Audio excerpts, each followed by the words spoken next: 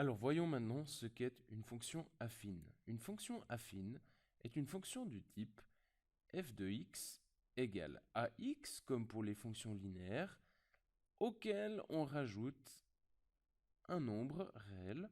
On a donc que a est un nombre réel et b est également un nombre réel. Alors prenons typiquement l'exemple f de x égale 2x. 2x, c'est une fonction linéaire, mais c'est également une fonction affine parce qu'on a fait plus 0. On sait déjà l'équation de cette droite. Elle va passer par le point 1, 2, 2, 4, 3, 6, moins 1, moins 2, moins 2, moins 4. On l'a vu précédemment. Ceci est donc la fonction y égale 2x. Essayons maintenant quelque chose d'un peu plus typique comme fonction affine, c'est-à-dire par exemple 2x plus 1. Alors, f de 0 vaut combien? Eh bien, vaut 2 fois 0 plus 1. 2 fois 0 plus 1, ça fait 1. Elle passe donc par le point 0, 1. f de 1, ça nous fait 2 fois 1 plus 1. 2 fois 1 plus 1, ça fait 3. Elle passe donc par le point 1, 3.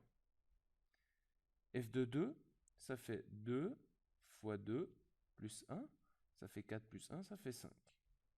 Donc elle passe par le point 2, 5. On peut essayer f de moins 1.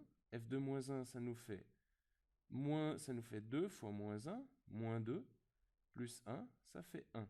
Ça fait moins 1. D'accord? Donc elle passe par le point d'abscisse moins 1 et d'ordonnée moins 1.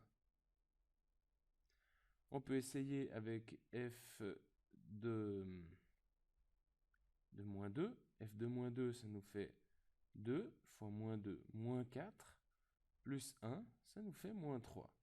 Elle passe donc par moins 2, moins 3. Et maintenant, vous constatez quelque chose d'intéressant probablement.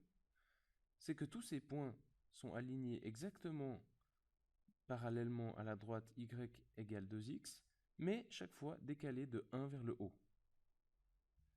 Essentiellement, je peux donc dessiner cette fonction en prenant le graphe de la fonction y égale 2x et en le décalant de 1 vers le haut.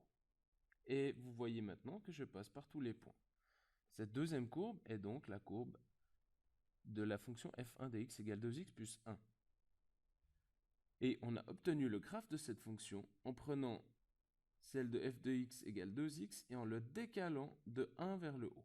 Ceci est donc l'influence du paramètre b.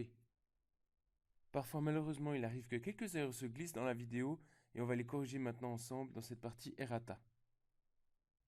Alors, premièrement, la fonction rouge, là, c'est bien f1 de x. f1 de x, j'ai oublié de le mentionner ici. Alors, on va rajouter ces petits 1 qui manquent, là. Ensuite, on a également une petite erreur ici.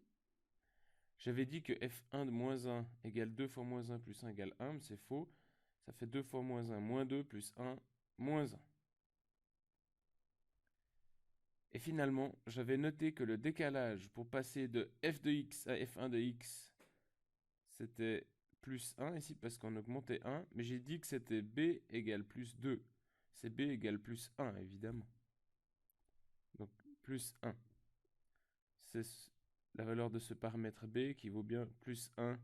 Ici, on le voit bien.